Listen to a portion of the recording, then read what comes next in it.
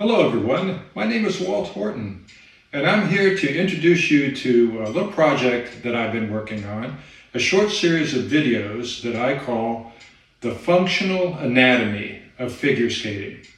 So the goal of this series is to provide you with some basic knowledge about how we describe the body in three-dimensional space, how we talk about the movements that this incredible machine can carry out, and what are some of the underlying muscle groups and ligaments and tendons that support these movements.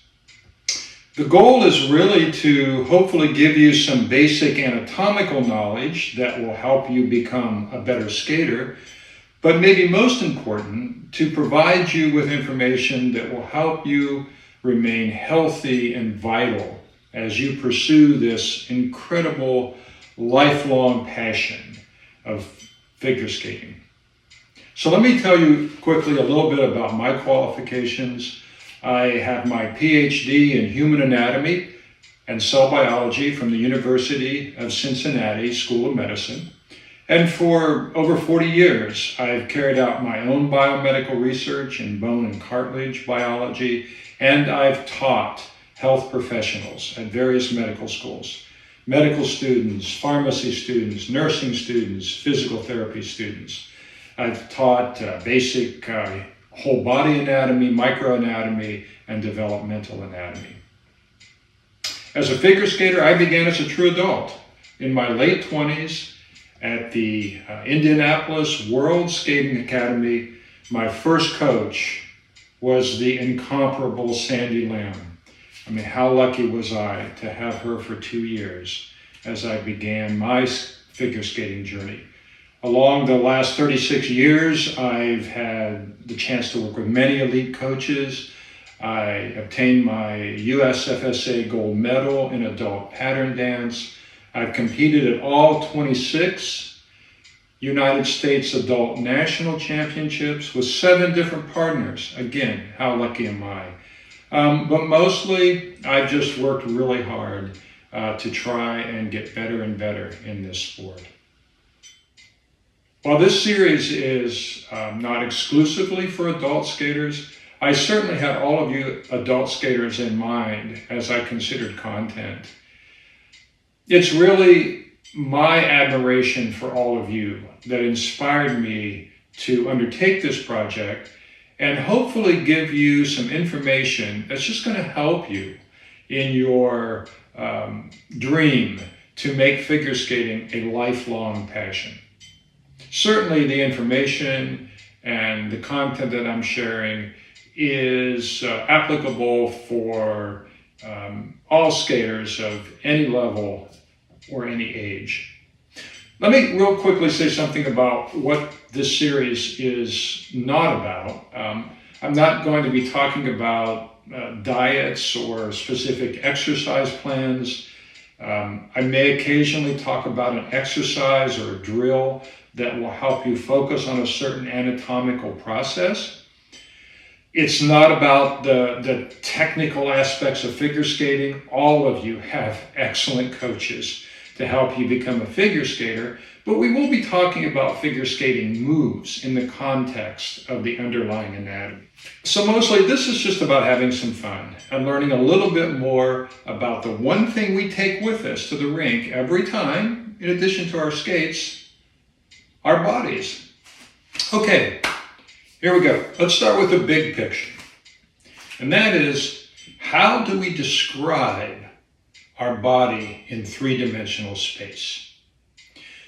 So we need a standard starting point so that all the moves we talk about make sense and they relate back to that basic standing position or resting anatomical position. And here's that position. We're facing forward, our arms at our side, palms facing forward, everything's relaxed.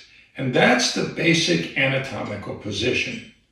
So every movement that we describe is going to be relative to this position, either moving a body part away from this anatomical position or back towards this anatomical position. Okay, so far we've talked about the body as simply a whole structure. Now we're going to talk about orientation of the body. So how do we describe the different parts of the body relative to other parts? Okay, let's start with the front of the body in its resting anatomical position. That's called anterior or ventral. So ventral kind of refers back to our four-legged friends and the underbelly, the ventral region. Also refers to the positions that we're in during embryonic development. So anterior ventral. The other side of the body in anatomical position is dorsal or posterior. Posterior means back, posterior means behind, dorsal means back.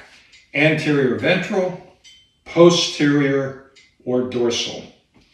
Okay, now if we talk about relative to the middle of the body in anatomical position, that's medial, middle.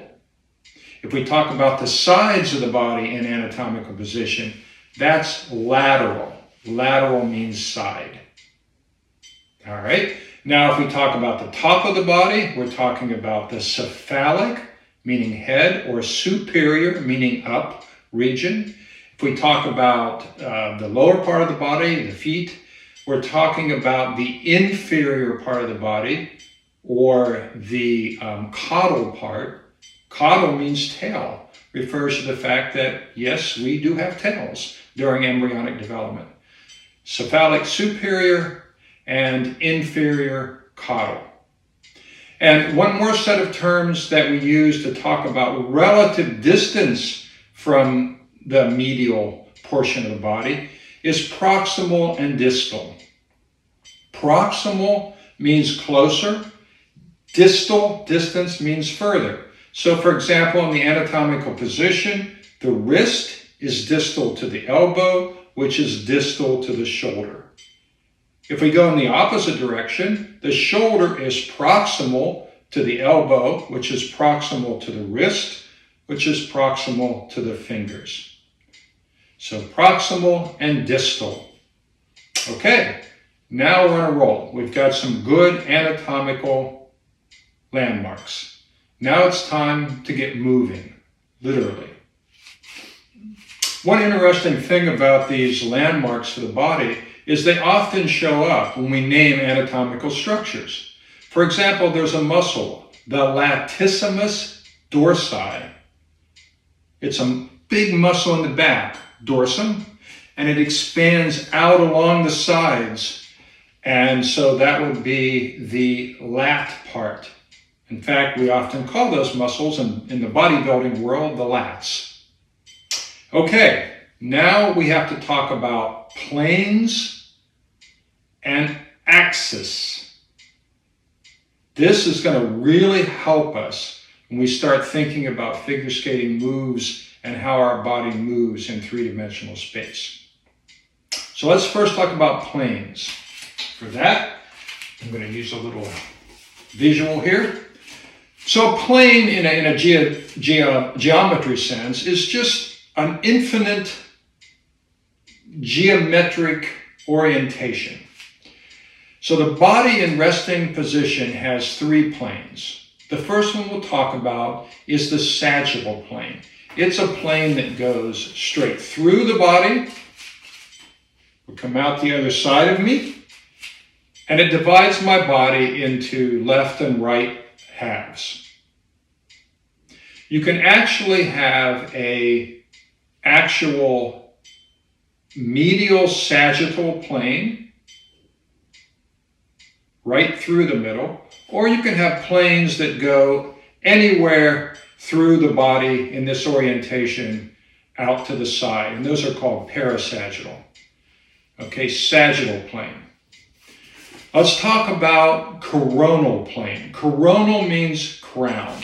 So if I had this board and it went straight through the middle of my skull, right down through my body and out the feet, it would divide my body into a front and a back, or an anterior and a posterior. So that's the coronal plane. And it's at right angles, of course, to the sagittal plane. And the third plane we talk about is the transverse plane. So if I were a magician, I could push this board right through my body and it would come out the other side. And this would form the transverse plane that divides my body into an upper and a lower half. Okay, now we have some really good, important information about the resting anatomical position and these three geometric planes that go through the body in different orientations. Essentially, they're infinite. They go on forever in each direction. And so those planes help us think about movement of the body. But we haven't really started moving yet. And when we start moving around a joint, like a shoulder joint or a hip joint, it starts getting really interesting. And that's where we need to talk about an axis, or plural, axis. An axis or axes. And to do that, to talk about an axis, we need something that looks like an axle, like you would have in your car, a rod. And an axis, again, is an orientation that allows us to talk about movement. So the first axis we're going to talk about is a sagittal or anterior-posterior axis. So once again, this is a very discrete orientation. This is going straight through the body, anterior to posterior. If we go and we put that axis through the shoulder joint, we see that the shoulder moves around or about that axis. So that's the sagittal or anterior-posterior axis. The next axis we're going to talk about is the coronal axis. The coronal axis is a left to right axis that goes straight through the body. So if we put that axis through the hip joint, it comes out the other side here, the hip is going forward and back around or about that axis. Okay? And the last axis we're going to talk about is the craniocaudal or superior-inferior axis. So this is an axis, again, that goes straight down through the body from the top to the bottom, okay? And if we put that axis down through the arm, and by the way, this axis is also called the longitudinal axis, meaning length. But if we do a longitudinal axis in anatomical resting position for this arm, imagine that axis there, we see the arm turns around that axis. So now we've got the ability with these three axi, or axes, to describe all the motions of the human body. It gets a little complicated as we get wild and crazy like we do in figure skating, but fundamentally, we're talking about rotations around an axis. You hear this a lot in figure skating, right? Whether you're doing a waltz jump or you're doing a quadruple lutz, you want to rotate around that longitudinal axis as much as you can. And I don't do any of those things because I'm an ice dancer, but we still use the axis a lot, of course, in ice dancing. All right. Okay, we are at the end of episode 1A. And this episode was a little long because we had to do the introduction and the orientation. But in the future, the episodes will be much shorter, in the 7 to 10 minute range at most. By the way, I do recommend that you drink a lot of water. It really is the elixir of life, I think. Water bottle is from the 25th United States Adult National Figure Skating Championships that took place in Salt Lake City, and we will be back there after the upcoming championships in Newark, Delaware. which I'm really looking forward to, fingers crossed, with an injury I'm rehabbing right now. So I'd like to end this episode with something I call keeping it real, bringing this basic anatomy into the world of figure skating. So we learned about planes, coronal planes, sagittal planes, and transverse planes. Next episode, we're going to talk about the movement of all of our body parts through those planes.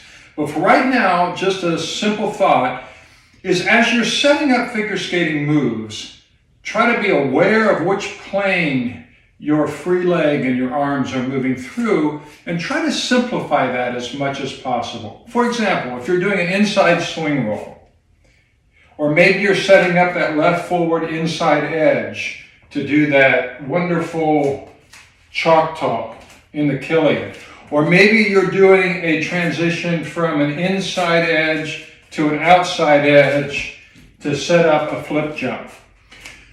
We can try and move that leg to the right position through a number of different planes.